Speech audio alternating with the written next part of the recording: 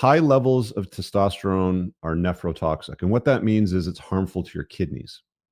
So there's a lot of bodybuilders over the years. If you watch channels like More Plates, More Dates or Leo and Longevity, he's dead now. Vigorous Steve, Anabolic Doc's been a really good resource for me as well too. So shout out to all those guys that are out there putting out interesting content. The thing that you got to understand, and Leo made this point, I think about a year before he died. There was a study, one of the most relevant and interesting studies that came out was, I think, with Korean monks, if I'm not mistaken. I think they were Korean monks, but they were basically eunuchs. So if you don't know what a eunuch is, they basically lob off your guy parts so you don't make any testosterone. And they found when they were measuring the lifespan of these Korean monks that they lived about 30% longer than the average male. And they speculated that was because they had no testosterone, basically. They say that's one of the reasons why women live longer than men is because they don't produce a lot of testosterone, especially as they get older. They almost produce none of it. So if you don't manage it, if you're too aggressive with it, it can be harmful to your organs, especially your kidneys. So you have to be very attentive to your kidney levels, your EFGR, your creatinine. Cystatin C is a better measurement tool if you're running blood labs and you have an athletic build of your kidney health. That's the one that I use. But you have to be attentive to these things. And not a lot of people out there are talking about this kind of stuff, right? The thing, again, I emphasize this, you're always on the teat of pharma. What happens if pharma company has supply chain issues? I've seen supply chain issues like, oh, you don't have testosterone cypionate available, you use the ethionate. They ran out of ethionate, you got to get the cypionate. Oh, we're out of stock for a while. Too bad, you got to wait till it's back in stock. That's why I almost always keep a 90-day supply. What happens if the shit hits the fan and there's no pharma companies? What happens if the zombie apocalypse happens and you have to fucking deal with your shit? An asteroid hits the earth, the aliens come, whatever, random stuff. But what happens, right, if you can't get your gear from pharma? What happens if the government says, sorry, we're going to make this illegal now? We don't like masculine males. You're a lot easier to control. I mean, this is not what they're going to say, but obviously you're a lot easier to control as a male if you're more agreeable. And one of the things that makes you more agreeable, low T. I think that's one of the reasons why I've had Dr. Anthony J on my podcast a number of times. He'll be speaking at my event later on this year. He's got his PhD that talks more specifically about sex hormones and cholesterol and stuff like that. Really fucking well-versed guy, smart dude. He wrote a book called Estrogeneration. He talks about all the sources of environmental estrogens. I'm not going to go through it, but there's a whole ton of them out there. And all of them are lowering men's testosterone levels, making them estrogen dominant, which is why you see most guys out there walking around with bitch tits and a belly and they're shaped like a pear. That's why most women out there today express grievances and complaints about the lack of masculine men. Most guys that I meet, they're all like, fat, pot bellied sort of thing. They're just not in good shape, not attractive, blah, blah, blah, right? So there is a potential government or big pharma says, you know what? We're not going to give you this stuff anymore. Government could say, you know what? We're going to ban this. Where do you get it from then? You're now all of a sudden reliant on it. Your balls really don't produce much anymore. You've shut down. You can mitigate that with other things. There's some comments there that I'll deal with on the other screen in a minute. But what do you do then? Right. So it does come with some downsides.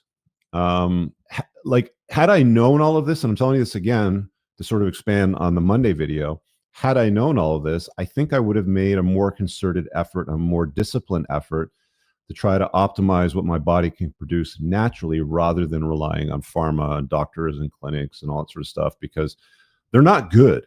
Like, it's not good to have your body reliant on them. I would rather rely on us, like me, my inner circle sort of stuff. So there's that problem. You have to monitor things like PSA.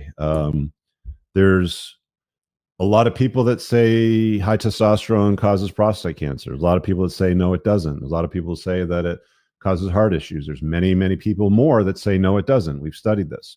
So they're always back and forth on this sort of thing. I think the evidence that I've seen points to no on all of that. But that's one of the things that you start to monitor more of, right?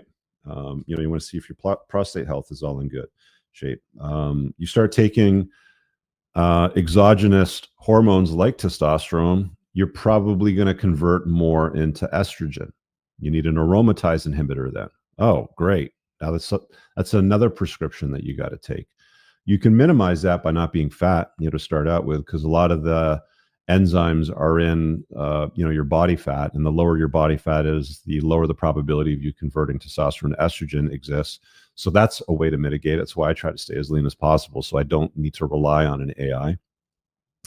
But AI is it's very cookie cutter. A lot of the clinics out there really suck. It's like they'll just script the cookie cutter standard: 200 milligrams testosterone a week, 25 milligrams DHEA, 25 milligrams of an AI twice a week, and that's it. They'll just say, "Go have some fun now," right?